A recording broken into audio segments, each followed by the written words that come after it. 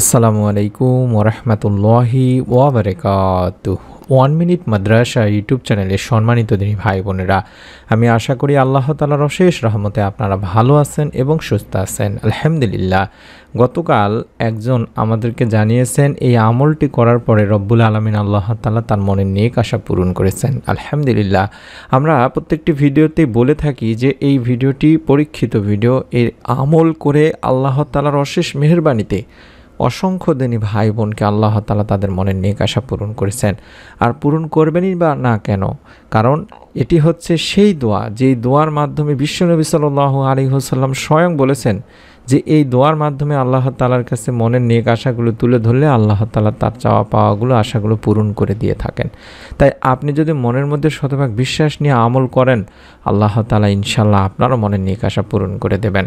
যদি আপনার চাওয়া নেক হয়ে থাকে তবে আপনিও ফল পাবেন ইনশাআল্লাহ। অনুরোধ করছি নিয়ম মেনে আমল করতে হবে, তার জন্য ভিডিওটি সম্পূর্ণ মনোযোগ দিয়ে দেখার। দৈনিক 5 ওয়াক্ত নামাজ হচ্ছে ফরজ, আর নামাজ মানুষকে আত্মশুদ্ধি অর্জনে সাহায্য করে, পবিত্রতা অর্জনেও সহায়তা করে। দিনে 5 বার ওযু করার মধ্য দিয়ে মানুষ শারীরিক পরিচ্ছন্নতা অর্জন করে। বিনম্র চিত্তে সালাত আদায়ের মাধ্যমে অন্তত 5 বার আল্লাহ রাব্বুল আলামিনকে স্মরণ করে থাকে। আর আসরের 4 রাকাত ফরজ সালাত প্রত্যেক প্রাপ্তবয়স্ক নরনারী আদায় করা উচিত। আবু মালি রাদিয়াল্লাহু তাআলা আনহু থেকে বর্ণিত, তিনি বলেন, এক যুদ্ধে আমরা রুবাইদা রাদিয়াল্লাহু তাআলা আনহুর সঙ্গে ছিলাম। দিনটি ছিল মেঘলা। তাই রুবাইদা রাদিয়াল্লাহু তাআলা আনহু বলেন, শীঘ্রই আসরের নামাজ আদায় করে নাও, কারণ নবী সাল্লাল্লাহু আলাইহি ওয়াসাল্লাম বলেছেন যে ব্যক্তি আসরের নামাজ ছেড়ে দেয় তার আমল বিনষ্ট হয়ে যায়। বুখারী শরীফের সহিহ হাদিস। এছাড়া আবু হুরায়রা রাদিয়াল্লাহু তাআলা আনহু থেকে বর্ণিত আছে হাদিস, আল্লাহর রাসূল সাল্লাল্লাহু আলাইহি ওয়াসাল্লাম বলেছেন, ফেরেশতারা পালা বদল করে তোমাদের মাঝে এসে থাকেন, একদল দিনে একদল রাতে। আসর ও ফজরের সালাতে উভয় দল একত্রিত হয়। অতঃপর তোমাদের রাত যাপনকারী দলটি উঠে যায়। তখন আল্লাহ তাআলা তাদের জিজ্ঞাসা করেন, আমার বান্দাদের কোন অবস্থায় রেখে এলে? অবশ্য তিনি নিজে এই বিষয়ে সবচেয়ে বেশি ভালো জানেন। উত্তরে তারা বলে, আমরা আপনার বান্দাদেরকে সালাতে রেখে এসেছি, আর আমরা যখন গিয়েছিলাম তখনও তারা সালাত আদায়রত অবস্থায় ছিল। অর্থাৎ আমরা যদি এই 2 ওয়াক্তের নামাজ, আসর এবং ফজরের নামাজ যথাসময়ে এবং জামাতের সাথে আদায় করি, তাহলে আমাদের আল্লাহ তাআলার কাছে নামাজরত অবস্থায় যে আমরা রয়েছি এইভাবে আমাদের আমলগুলো উপস্থাপন করা হবে। সুবহানাল্লাহ। তাই চেষ্টা করবেন দিনী ভাই বোনেরা। এছাড়াও আবু হুরায়রা রাদিয়াল্লাহু তাআলা আনহু হতে বর্ণিত হাদিস, আল্লাহর রাসূল সাল্লাল্লাহু আলাইহি ওয়াসাল্লাম আরও বলেন, তোমাদের কেউ যদি সূর্যাস্তের আগে আসরের নামাজের একটা সিজদা পায় তাহলেও সে যেন সালাত পূর্ণ করে নেয়, আর যদি সূর্যোদয়ের আগে ফজরের সালাতের এক সিজদাও পায় তাহলেও সে যেন সালাত পূর্ণ করে নেয়। এটি বুখারী শরীফের সহিহ একটি হাদিস। তাছাড়া আমরা কম বেশি সকলেই জানি যে আসরের সালাতের আগে 4 রাকাত সুন্নত রয়েছে। এটিকে গায়রে মুআক্কাদা বলা হয়ে থাকে, তাই আদায় করা উত্তম। রাসূল পাক সাল্লাল্লাহু আলাইহি ওয়াসাল্লাম নিজেও এই সালাত আদায় করেছেন। আলী ইবনে আবু তালিব রাদিয়াল্লাহু তাআলা আনহু হতে বর্ণিত, তিনি বলেন, আল্লাহর রাসূল সাল্লাল্লাহু আলাইহি ওয়াসাল্লাম আসরের ফরজ নামাজের আগে 4 রাকাত সুন্নত পড়তেন। এটি তিরমিজি ইবনে মাজার একটি হাদিস। তাহলে বুঝতে পারছেন যে এই নামাজটি অত্যন্ত ফজিলতপূর্ণ একটি নামাজ, তাই মাঝে মধ্যে অবশ্যই পড়ার চেষ্টা করবেন। অন্য আরেক হাদিসেও বলা হয়েছে, ওমর ফারুক রাদিয়াল্লাহু তাআলা আনহু থেকে বর্ণিত হাদিস, আল্লাহর রাসূল সাল্লাল্লাহু আলাইহি ওয়াসাল্লাম বলেছেন, আল্লাহ সেই ব্যক্তিদের উপর রহম করুন যারা আসরের সালাতের আগে 4 রাকাত সুন্নত আদায় করে। আবু দাউদ, তিরমিজি শরীফের একটি হাদিস।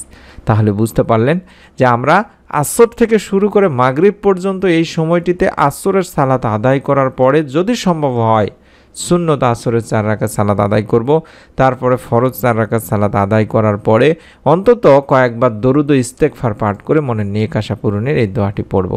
দরুদ অত্যন্ত ফজিলতপূর্ণ একটি আমল দিনী ভাই বোনেরা। নবীজি সাল্লাল্লাহু আলাইহি ওয়াসাল্লাম বলেছেন, যে ব্যক্তি সকালবেলা আমার উপর 10 বার দরুদ পাঠ করবে এবং বিকালবেলা আমার উপর 10 বার দরুদ পাঠ করবে, কিয়ামতের দিন সে আমার সুপারিশ দ্বারা সৌভাগ্যবান হবে।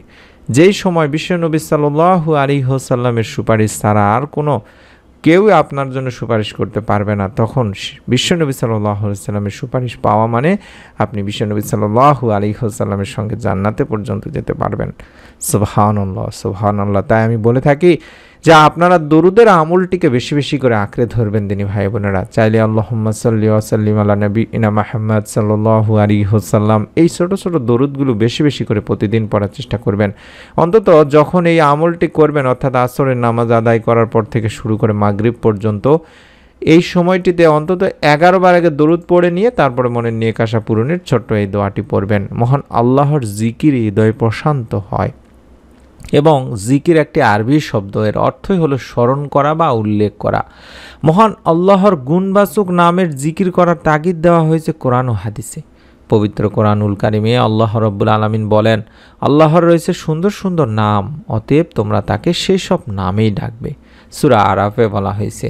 এছাড়া হযরত আবু হুরায়রা রাদিয়াল্লাহু তাআলা আনহু হতে বর্ণিত আছে, হাদিসে আল্লাহ রাসূল সাল্লাল্লাহু আলাইহি ওয়াসাল্লাম বলেন, মহান আল্লাহর 99টি নাম আছে, এক কম 100 নাম। আর যে ব্যক্তি এই নামগুলোর হেফাজত করবে বা আমল করবে সে জান্নাতে প্রবেশ করবে। আল্লাহ বেজোড়, তিনি বেজোড় পছন্দ করেন। এটি বুখারী শরীফের একটি হাদিস।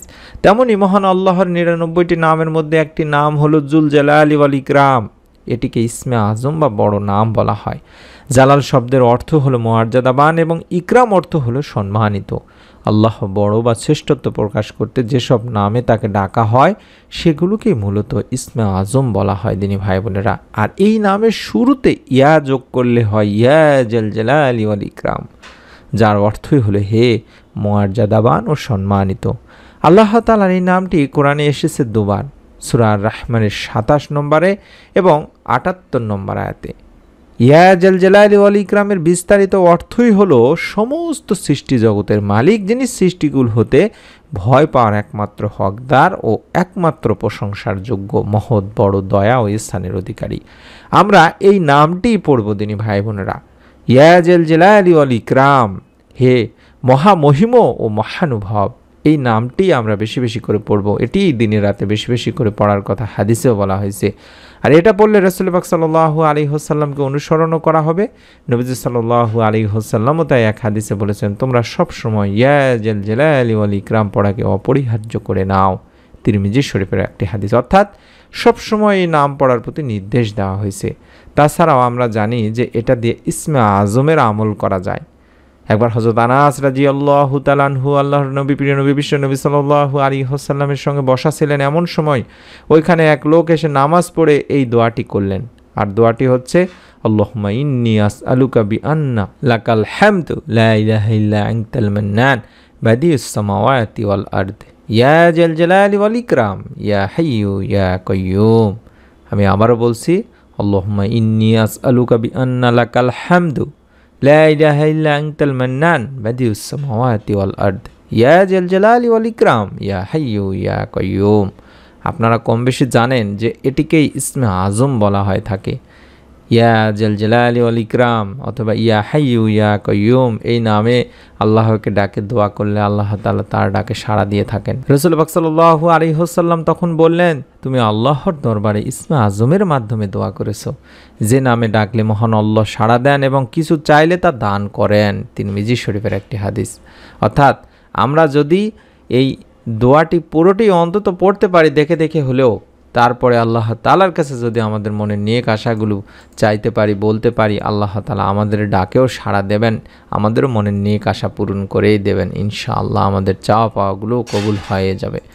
মনের মধ্যে 100% বিশ্বাস নিয়ে আপনারা যদি নিয়ত করে আমলটি করেন, রব্বুল আলামিন আল্লাহ তাআলা আপনাদেরকেও নিরাশ করবেন না দিনী ভাই বোনেরা। ইনশাআল্লাহ আল্লাহ তাআলার কাছে আমরা দোয়া করি, আপনারাও নিয়ত করে আমলটি করুন, যাতে করে আপনারাও আমাদেরকে কমেন্ট করে জানাইতে পারেন যে আল্লাহ তাআলার অশেষ মেহেরবানিতে এই আমলের ওসিলায় আমাদেরও মনের নেক আশা আল্লাহ তাআলা পূরণ করে দিয়েছেন।